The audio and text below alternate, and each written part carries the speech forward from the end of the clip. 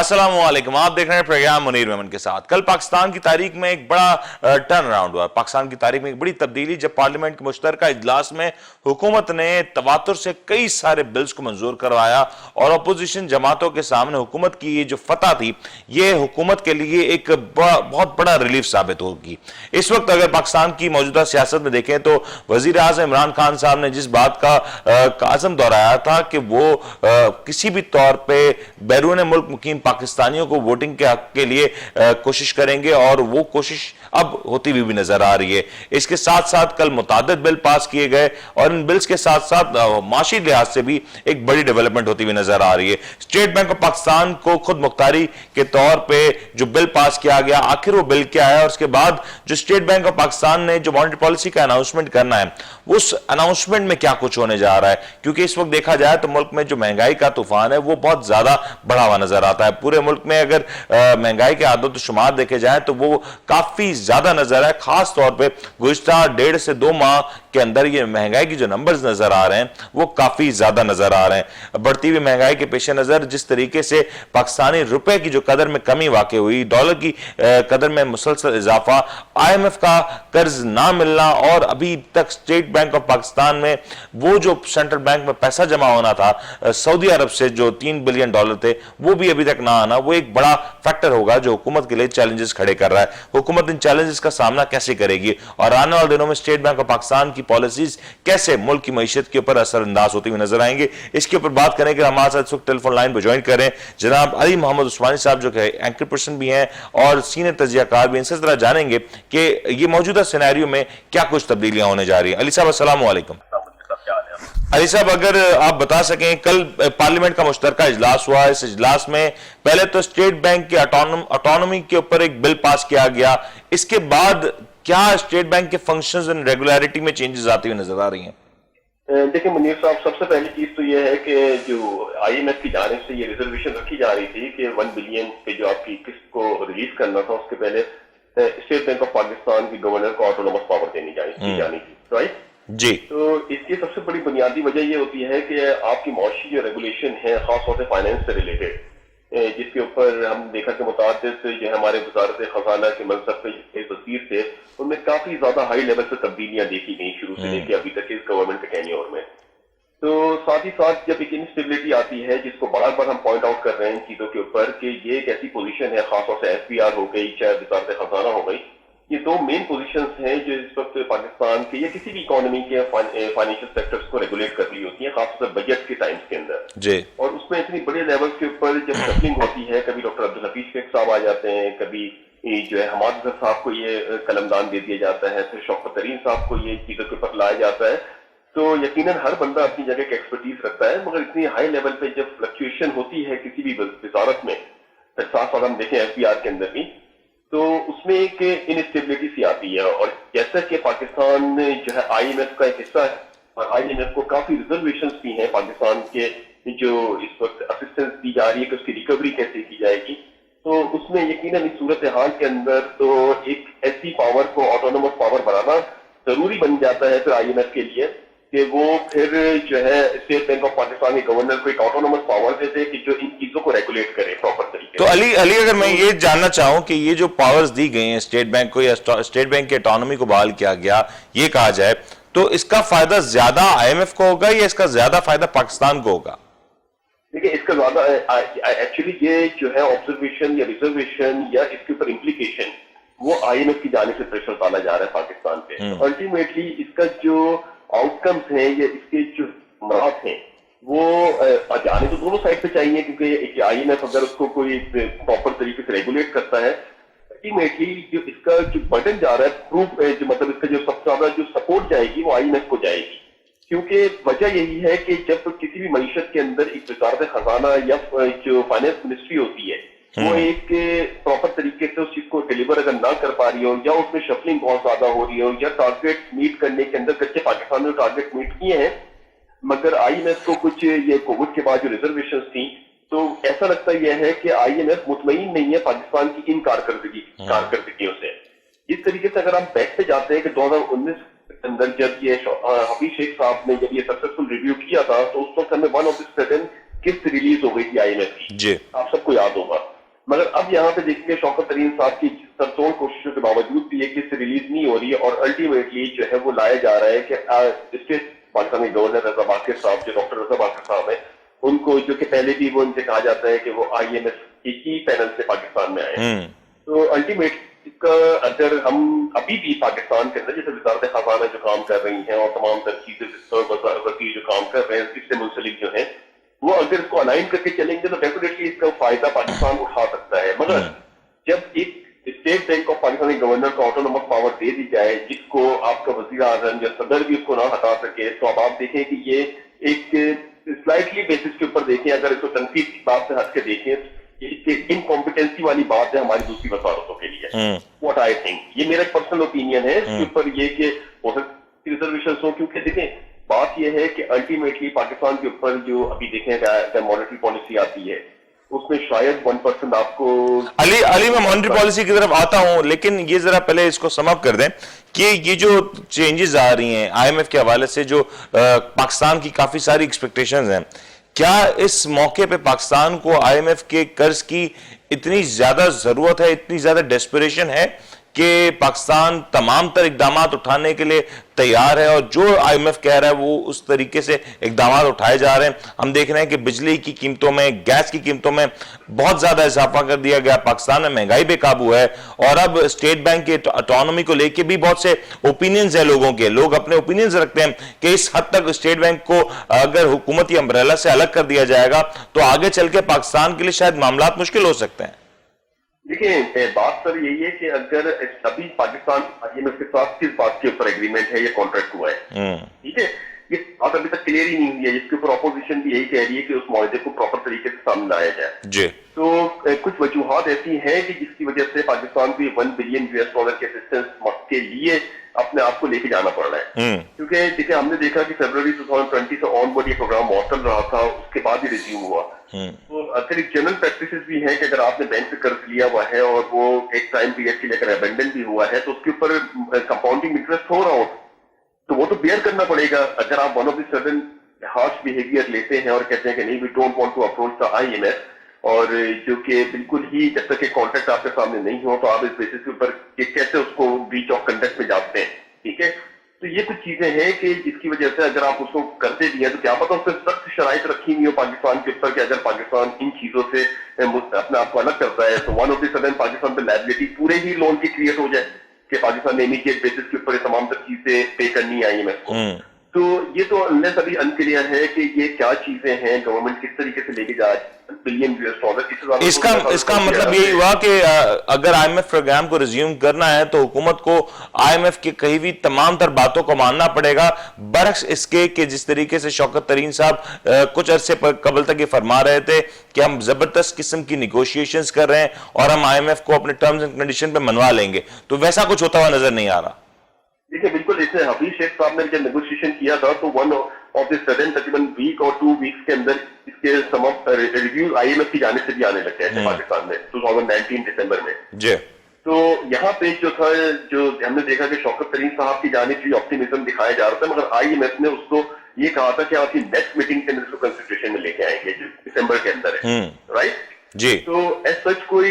IMF کی جانب سے کوئی مثبت ریویو سامنے نہیں آ رہا تھا ہمارے سامنے نہ ہی کوئی اس کے اوپر کوئی بہت بڑا ایک سامنے آ رہا تھا. علی اگر مانیٹری پالیسی کی بات کریں یہ مانیٹری پالیسی کے اوپر کافی سارے باتیں ہو رہی تھی کافی عرصے سے بات ہو رہی تھی کہ مانیٹری پالیسی میں چینجز ایکسپیکٹڈ ہیں اور ابھی بھی ہم نے دیکھا کہ جو مانیٹری پالیسی کے اناؤنسمنٹ کی ڈیٹ تھی اس کو تبدیل کر کے اس کو 4 سے 5 دن پہلے کیا جا رہا ہے. اب یہ مانیٹری پالیسی کو پہلے کرنے کا پہلے تو مقصد کیا ہے اور پھر آگے چل کے اس میں کیا ایکسپیکٹ کیا جا رہا ہے کہ مانیٹری پالیسی میں کیا چینجز ہو سکتے ہیں؟ دیکھیں اگر ریئل گراؤنڈ کے اوپر بات کرتے ہیں کہ اس بات سے ہٹا دیتے ہیں کہ IMF جو کیا اس وقت آٹونومس پاور دے رہا ہے اسٹیٹ بینک کو یہ ہماری وزارت خزانہ کہتے ہیں یہ بینگ اے نارمل اکانومسٹ اگر ہم بات کرتے ہیں تو اس وقت جس حساب سے پاکستان میں انفلیشنری گیپ بڑھ رہا ہے یا انفلیشن بڑھ رہا ہے پاکستان کے اندر سیکنڈ لیول کے اوپر آپ کا ریئل جو انٹرسٹ ریٹ ہے وہ کنٹینیوسلی سپریس ہو رہا ہے انفلیشن کی وجہ سے. اس کے اوپر جیسے کہ ہم دیکھتے ہیں کہ نامنل انٹرسٹ ریٹ 7% چل رہا ہے اور انفلیشن تقریباً 9 سے 10% ریئل ٹائم پہ دیکھیں تو 11-12% چل رہا ہے. تو اس کا جو گیپ ہوتا ہے وہ مائنس میں ہے ٹھیک ہے. تو ریئل انٹرسٹ ریٹ جو ہے وہ پاکستان کے اندر جو ہے مائنس میں چل رہا ہے. تو الٹیمیٹلی اکانومک گراؤنڈ کے اوپر یا تو ہمیں انفلیشن کو کنٹرول کرنا ہو या फिर हमें इंटरेस्ट रेट को बढ़ाना हो, तो वन ऑफ द सडन की किसी तरीके से IMF ने देखे ना कि 13.5% के करीब इंटरेस्ट रेट रखा हुआ था कोविड से पहले, तो उस वक्त हमारा इन्फ्लेशन चल रहा था 11.5%, तो 2% जो है वो मार्जिन मिल रहा था रियल इंटरेस्ट रेट के अंदर, राइट जी। अभी ब्रिटेन में तो ये तो एक अंडरस्टैंडेबल बात है कि ठीक है, अभी जब कोविड के अंदर पूरी दुनिया के अंदर बेनिफिट दिया गया था तो पाकिस्तान ने गिराया था, अब पाकिस्तान अगर से बढ़ाता है तो ये तो एक इकोनॉमिकल मूव है, इसमें हम कोई लेकिन अली सवाल यहाँ पे ये आ रहा है कि जिस तरीके से हुकूमत ये बात क्लेम करती है, मुख्तलिफ बिजनेस मैगजीन्स भी ये बात करते हैं कि आफ्टर कोविड दुनिया भर में जो सप्लाई चेन का जो एक बैलेंस खराब बिगड़ा है, इसके बाद से दुनिया भर में महंगाई की जो शरह है उसमें काफी ज्यादा इजाफा हुआ। अब अगर ये जो मॉनेटरी पॉलिसी के जो रेट्स हैं, क्या ये इसमें जो चेंजेस की जा रही हैं, इसको बढ़ाया जा रहा है, ये महज पाकिस्तान की हद तक है, दुनिया के दीगर मुल्कों में भी IMF या वर्ल्ड बैंक या इस तरह के दीगर इदारे इन टर्म्स को डिक्टेट करते हुए नजर आते हैं? देखिए, हमारे मुल्क का सबसे बड़ा अन्याय ये था कि हम जो बैंक कर रहे थे, यानी रिलाई कर रहे थे बहुत ज्यादा जिन इंडिकेटर्स पे रिलाई कर रहे थे, वो इंडिकेटर्स होते हैं कि जो एक प्रोमिनेंट इंडिकेटर शॉर्ट टर्म के अंदर होते हैं। मिसाल के तौर पर अगर रेमिटेंसेस पाकिस्तान में आ रही है तो क्या इसका यही ट्रेंड रहेगा फ्यूचर के अंदर भी? सबसे पहला पॉइंट है, अगर वहां पे जो फॉरेनर है या पाकिस्तान जो बैरून मुल्क मुकीम पाकिस्तानी है, अगर उनको स्टेबिलिटी मिल जाती है वहां पे जॉब की और उनके अच्छे रिटर्न मिल जाते हैं, तो ये जैसा IMF और वर्ल्ड बैंक ने भी कहा था कि ये जो है रेमिटेंसेस आपकी डिक्लाइन हो सकती हैं, नॉर्मल लेवल पे आ सकते हैं, तो हमने इनको इंडिकेटर्स बनाया, उसी की वजह से हमारा करंट अकाउंट सरप्लस में आया, जिसको गवर्नमेंट ने प्रोमलगेट किया कि 17 ईयर्स के बाद पाकिस्तान में करंट अकाउंट सरप्लस में आया, जबकि वो एक रियल इंडिकेटर यानी हमारी इंपोर्ट्स के कम होने की वजह, दुनिया की इंपोर्ट्स हो गई थी, दुनिया से ट्रेड मुतासर हो चुकी थी उस वक्त, तो अगर वो जो है हमारे जो रेमिटेंसेस की वजह से हुआ था, अब रेमिटेंसेस क्या थ्रो आउट इसी तरीके से ग्रो करती रहेंगी? ये एक चीजें होती है कि जब हम किसी मईशत को चेक कर रहे होते हैं, बार बार आपके प्रोग्राम में मैंने ये कहा है कि पाकिस्तान जब तक एक्सपोर्ट को नहीं पीस करेगा, रुपए की कदर के अंदर इस्तेहकाम जो है वो शॉर्ट लिफ्ट होगा, यानी अनसर्टेनिटी आपको दिखती रहेगी, शायद आपको याद होगा जी। तो इन चीजों के ऊपर अभी आप देखें जिस वक्त सऊदी अरब की जो आए थे $3 बिलियन जो अभी तक आए भी नहीं है, उस वक्त भी बड़ा ऑप्टिमिज्म आया था कि ₹5 के करीब रुपया जो है अप्रिशिएट हो गया और 169 के ऊपर आ गया है और ये 164 165 पे चला जाएगा। तो उस वक्त भी मैंने ये कहा था कि ठीक है 164 165 तक के बियरेबल अमाउंट है, जा सकता है, मगर इन शॉर्ट टर्म तो शायद चला जाए, मगर अल्टीमेटली वापस स्ट्रेच होना है,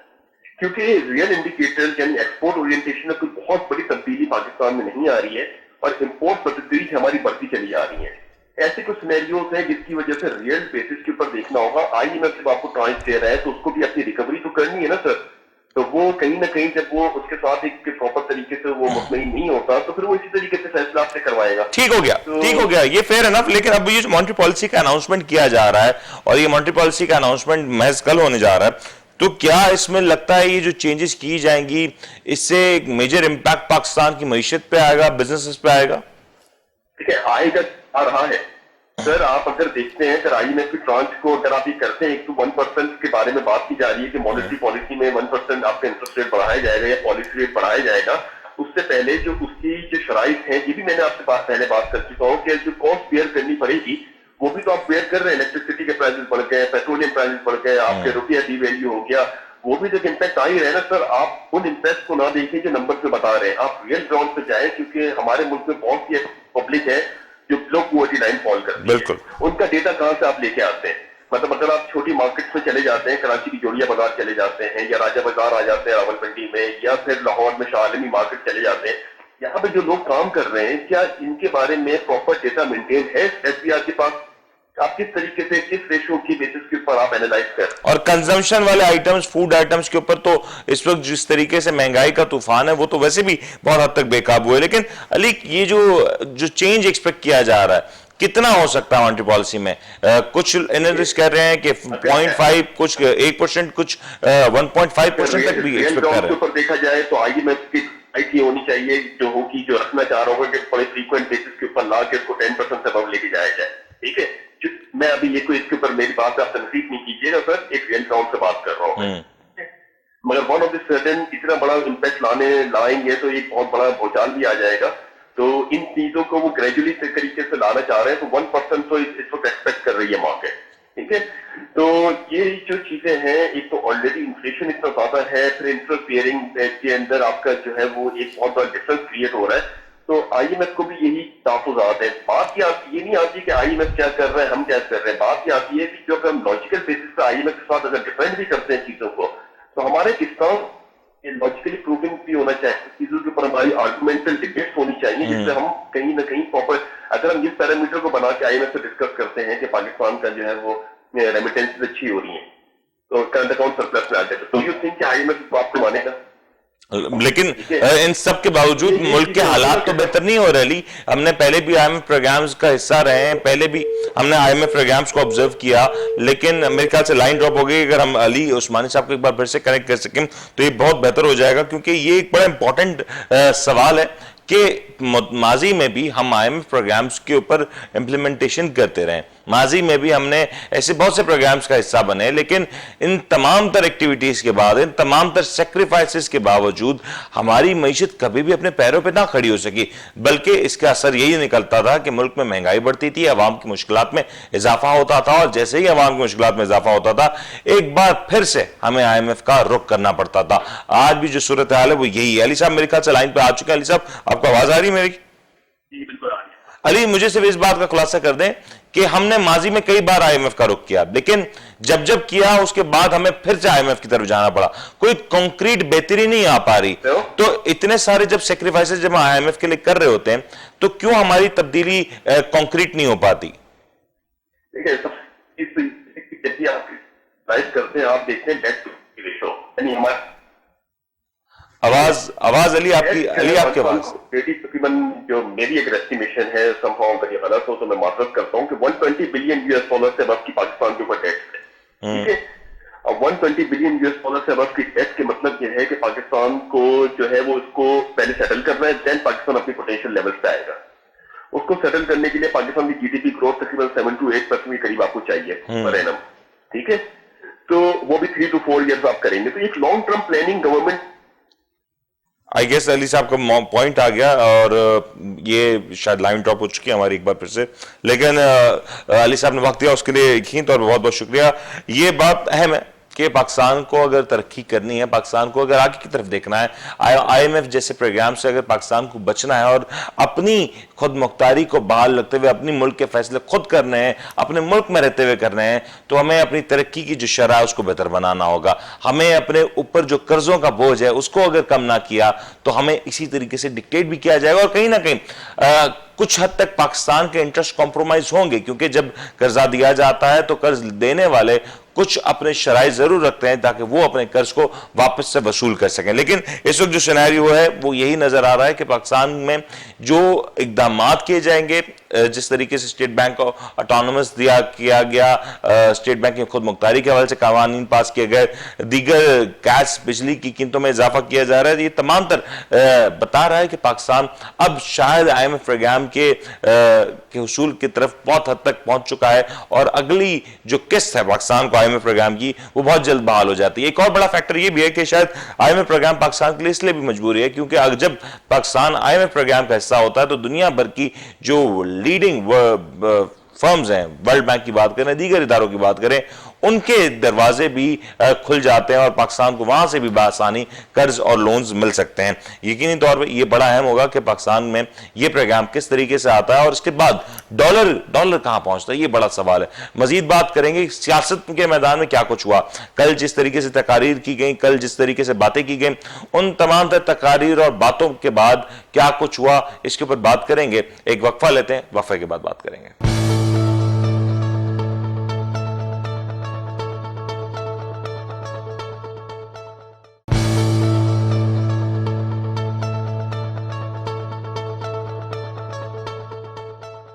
ویلکم بیک جی. بات ہو رہی ہے کل جو پارلیمنٹ کا مشترکہ اجلاس ہوا، اس اجلاس میں کافی ساری کہانیاں ہوئیں. اس اجلاس میں حکومت نے 31 بلز منظور کروا لیے گئے، اور کہا جا سکتا ہے کہ پاکستان تحریک انصاف کی حکومت کا جو پچھلے 3-3.5 سال کا جو نچوڑ تھا وہ کل ہوتا ہوا نظر آیا. اس بل کو پیش کرنے سے پہلے کافی ساری باتیں ہوتی ہوئی نظر آئیں. پہلے اس اجلاس کو مؤخر کیا گیا، اس کے بعد اس کی نئی تاریخ کا اناؤنسمنٹ ہوا، تو یہ بات کا امکان تھا کہ شاید حکومت اپنے نمبرز کو پورا کرنے میں ناکام ناکام ہو جائے۔ اس تمام تر صورتحال میں مزید اضافہ ہوا جب اپوزیشن لیڈرز یعنی کہ بڑے بڑے سیاسی رہنماؤں نے اس بات کا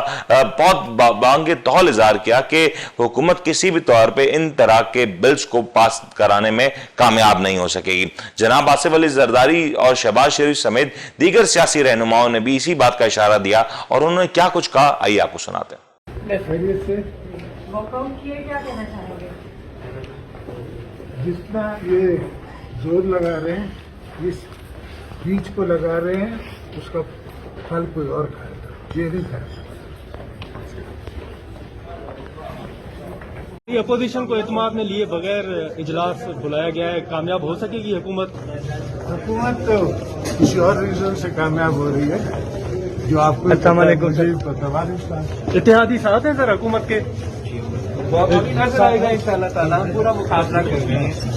اس کے تحت وہ تمام بلز اس کو وہ بلڈوز کرتے چلے گئے۔ ہم نے احتجاج کیا، ہم نے اسپیکر کے میں بلاول بھٹو صاحب اور مولانا اسد صاحب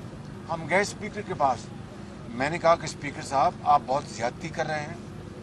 آپ نے کہا کہ میں پارٹی لائن سے بالا تر ہو کے میں سارا کچھ کروں گا اور آپ کو احساس ہوگا کہ میں اپنی ذمہ داری نبھاؤں گا۔ آپ تو اس کو بالکل الٹ کر رہے ہیں۔ لیکن اسپیکر نے ہماری ایک بات نہیں سنی۔ میرا جو بطور لیڈر آف دی اپوزیشن میرا رائٹ ہے کہ میں پوائنٹ آف آرڈر پہ بات کروں، میں بار بار میں ان کو درخواست کرتا رہا، انہوں نے میرا مائک نہیں کھولا۔ بالآخر ہم نے، اور ہماری الحمدللہ بھرپور تعداد تھی، کچھ ممبرز بیمار تھے، چند ممبرز، ان کے علاوہ تمام پارٹیز کے سینیٹرز اور ممبرز نیشنل اسمبلی وہاں پر موجود تھے، اور بڑی بھرپور ہماری وہاں پر پارٹیسپیشن کی تعداد تھی۔ لیکن اسپیکر نیشنل اسمبلی آج پی ٹی آئی کا ہواری بنا ہوا تھا، اور مل کر جس طرح نیب نیازی گٹھ جوڑ ہے، آج اسپیکر پی ٹی آئی گٹھ جوڑ نے بھرپور وہاں پہ اپنا کام دکھایا، اور آج ایک سیاہ دن ہے اس پارلیمان کی تاریخ کا، جب ای وی ایم جس کو کہ آپ جانتے ہیں کہ الیکشن کمیشن نے مسترد کر دیا ہے، اور میں نے بڑی تفصیل سے، بلاول صاحب نے، مولانا نے بڑی تفصیل سے بات بتائی کہ آپ کیوں یہ کام کر رہے ہیں، کہ دنیا کے 167 ممالک میں سے صرف 8 ممالک نے اس کو اڈاپٹ کیا ہے اور 9 ممالک اس کو چھوڑ چکے ہیں، اور آپ پاکستان کے اندر پہلے آر ٹی ایس سے ہماری جان نہیں چھوٹتی، جس نے ایک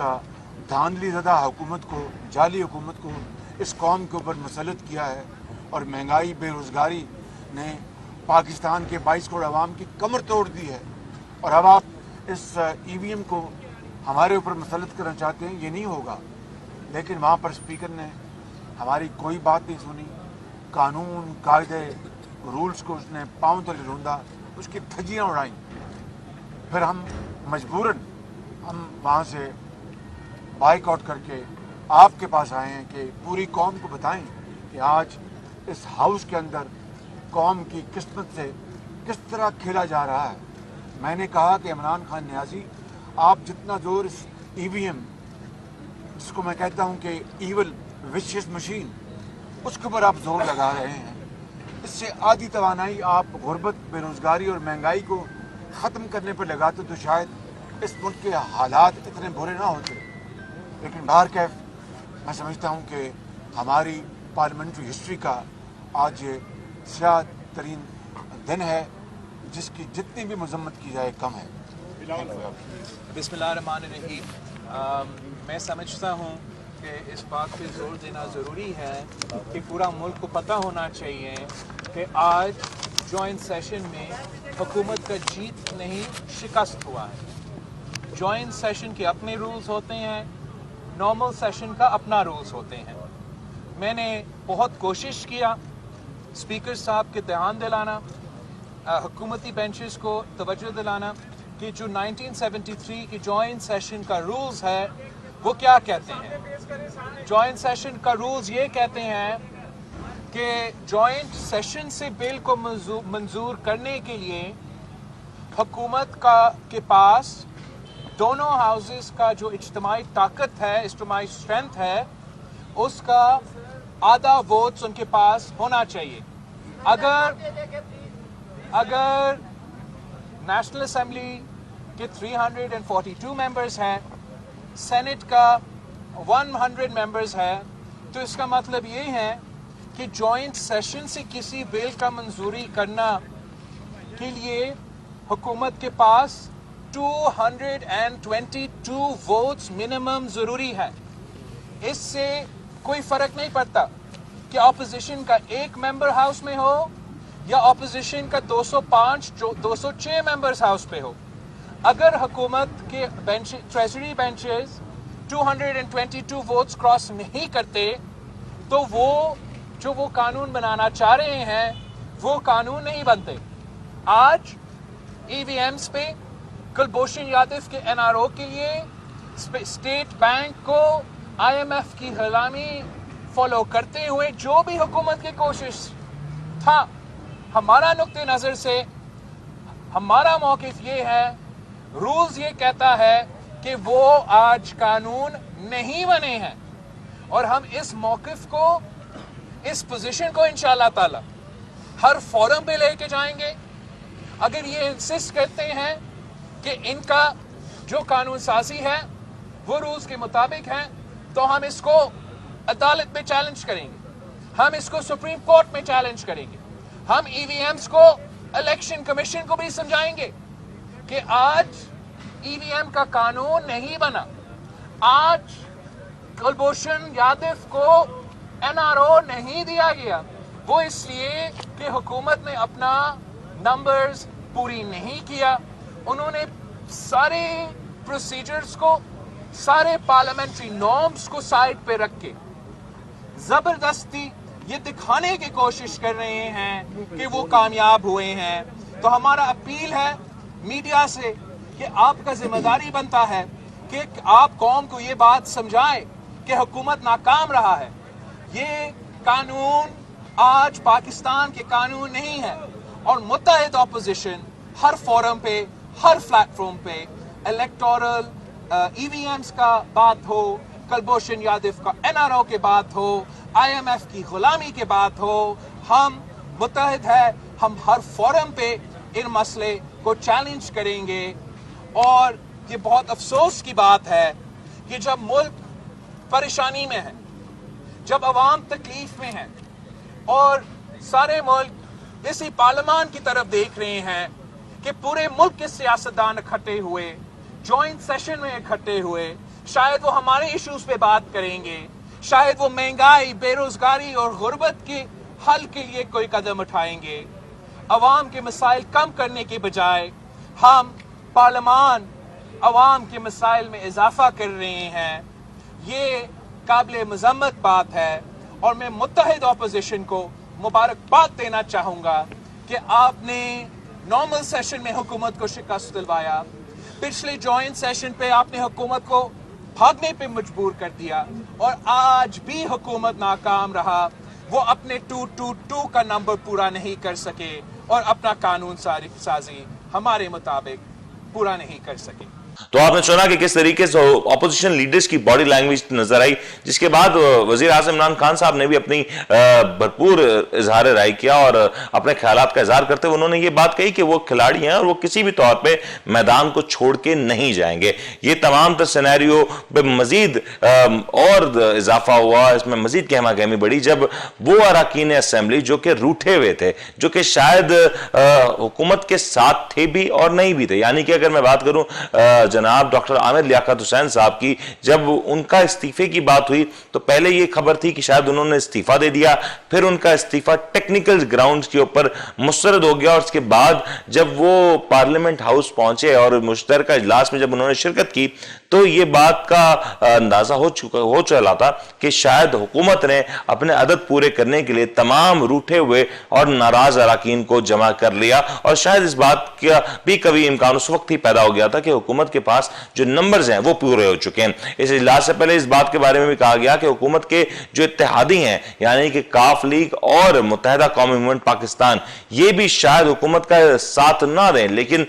خان صاحب نے اپنی بھرپور حکمت عملی سے یا سیاسی بصیرت کہہ دیں یا جوڑ توڑ کی سیاست کہہ لیں, اس کو استعمال کرتے ہوئے اپنے تمام تر اتحادیوں کو اور اپنے تمام تر پارٹی عہدیداران کو ایک پیج پہ لا کھڑا کیا. اور یہ وہی ٹرن راؤنڈ تھا کہ جس کے بعد یہ اجلاس کی تاریخ ہوئی, اور اس اجلاس کا جب تاریخ آئی تو تمام تر چہرے وہ اس اجلاس میں شریک ہوئے. آج وزیر اعظم عمران خان صاحب نے ایک خاص ٹویٹ کر کے اپنے بہت سے رہنماؤں کا خاص شکریہ ادا کیا, جب انہوں نے کیونکہ انہوں نے بہت سی مصروفیات کی وجہ سے یا صحت کی وجہ سے, بالخصوص شیخ رشید صاحب جن کے اپنے بڑے بھائی کی کل وفات کی وجہ سے کے باوجود وہ شریک ہوئے اس پارلیمنٹ کے اجلاس میں اور انہوں نے خان صاحب کا ساتھ دیا, تو انہوں نے اس بات میں بھی اظہار تشکر کیا. لیکن اس ایوان میں جو کل تقاریر ہوئیں, جو کل ایوان میں باتیں کی گئیں, وہ کیا تھیں, آئیے آپ کو اس کی ایک جھلک سناتے ہیں.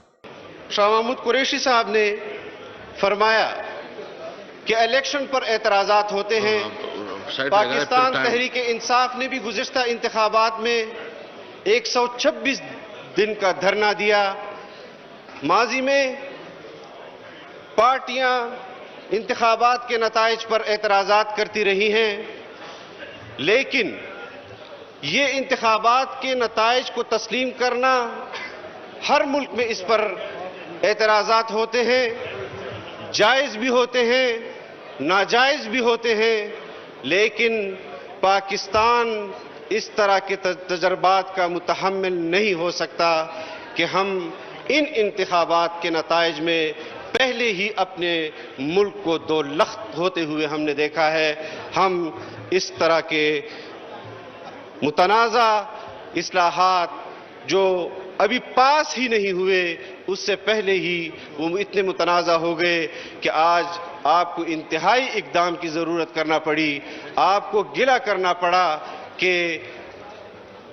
آپ کے ممبران یہاں پر آ کر ان کا رویہ اس کرسی کے ساتھ بھی ٹھیک نہیں, اور اس کرسی کی جو ایک تعظیم ہے اس کے لیے بھی ٹھیک نہیں. میں آپ کو متنبہ کر دینا چاہتا ہوں.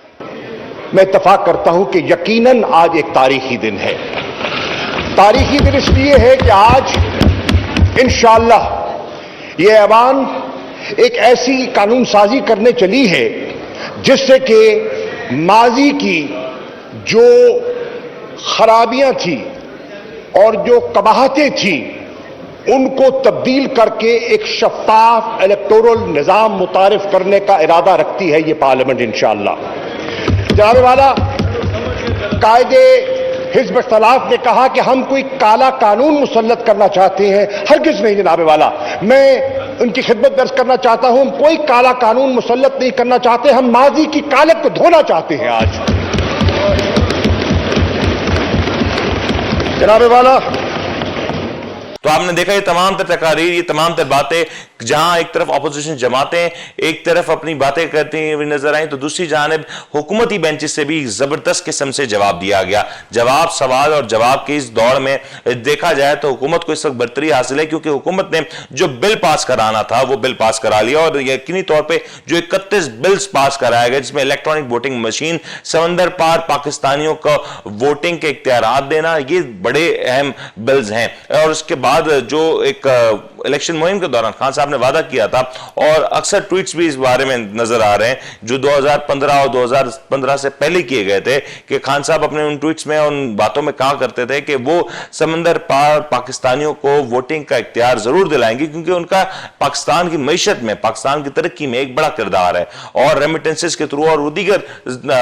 ذرائع سے پاکستان کو بھرپور سپورٹ کرتے ہیں. پاکستان کے ایک زبردست ایمبیسڈرز ہیں. لیکن اب یہ وعدہ جب پورا ہوتا ہوا نظر آ رہا ہے تو سوال یہ اٹھ رہا ہے کہ کیا یہ جو 1.5 سال کا عرصہ حکومت کے پاس موجود ہے, اس 1.5 سال کے قلیل عرصے میں حکومت الیکٹرانک ووٹنگ مشین سمیت سمندر پار پاکستانیوں کو ووٹنگ کے اختیارات دینے میں کیسے کامیاب ہو سکتی ہے, کیونکہ یہ وقت بہت محدود ہے. اور دوسری جانب ایک طرف اپوزیشن جماعتوں کی ایجیٹیشن, ان کی طرف سے لگائے گئے الزامات, تو دوسری جانب الیکشن کمیشن آف پاکستان کے بھی بہت سے تحفظات ہیں جن کا وہ اظہار کر چکے ہیں. اس سینیریو میں, اس माहौल में हुकूमत के लिए ये बड़ा चैलेंज होगा कि इस मुख्तसर से वक्त में, इस मुख्तसर से अरसे में तमाम तर स्टेक होल्डर्स को एक पेज पे लाके एक ऐसा मॉडल तैयार किया जाए जो कि इलेक्शन डे पे कारआमद तौर पे साबित हो सके कि वो मॉडल सही है। उस दौरान, उस दिन के ऊपर वो मॉडल किसी भी तौर पे फेल अगर होता है तो इलेक्शन के रोज बहुत ज्यादा बदमजगी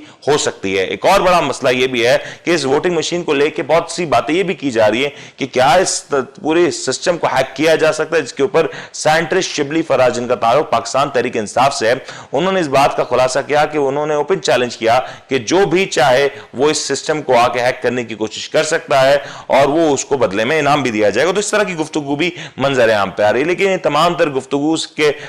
पस मंजर में एक बहुत ही मुस्बत और खुशाइन पहलू यह है कि पाकिस्तानी, वो जो पाकिस्तान से बाहर रहते हैं, यानी कि समंदर पार पाकिस्तानी, अब वो पाकिस्तान के लिए वोटिंग कर सकेंगे, पाकिस्तान में जो इलेक्शन का माहौल होता है उसका हिस्सा बन सकेंगे। और ये एक बहुत बड़ी तादाद है। जब ये तादाद पाकिस्तान में वोटिंग के अमल में शामिल होगी तो यकीन तौर पर से ना सिर्फ वोटर टर्नआउट बढ़ेगा, वोटिंग रेशो में इजाफा होगा, बल्कि यह भी एक्सपेक्ट किया जा सकता है कि पाकिस्तान में अब आने वाले नताइज शायद कुछ तब्दील हो सकते हैं, क्योंकि एक बड़ा वोट बैंक है जो इस वक्त मुल्क से बाहर मौजूद है, जो कि अपना वोट कास्ट करना चाहता है और अपने वोट का इजहार करना चाहता है। यकीनी तौर पर यह सूरत हाल हुकूमत के लिए जहां चैलेंजिंग है क्योंकि वक्त कम है, मुकाबला बहुत सख्त है, तो वहीं पे ऑपोजिशन जमातों के लिए भी ये सोचने का वक्त है कि क्या हुआ कि जब ये बातें की गई, ये दावे किए गए कि हुकूमत के पास नंबर्स पूरे नहीं थे, तो ये नंबर्स आखिर पूरे कैसे हो गए? कैसे आखिर हर बार हुकूमत के पास वो अददी नंबर्स मौजूद हो जाते हैं जिसके बारे में हर बार ये कहा जाता है कि वो नंबर्स मौजूद नहीं है? उम्मीद करते हैं ये सूरत हाल में कुछ बेहतरी है और इलेक्शन का माहौल जैसे जैसे बनता हुआ नजर आएगा वैसे वैसे सूरत हाल में मजीद बेहतरी आएगी। उम्मीद करते हैं आपको आज का प्रोग्राम पसंद आएगा। अपने होस्ट मुनीम को इजाजत दीजिए। अपना बहुत बहुत ख्याल रखिएगा। अल्लाह हाफिज।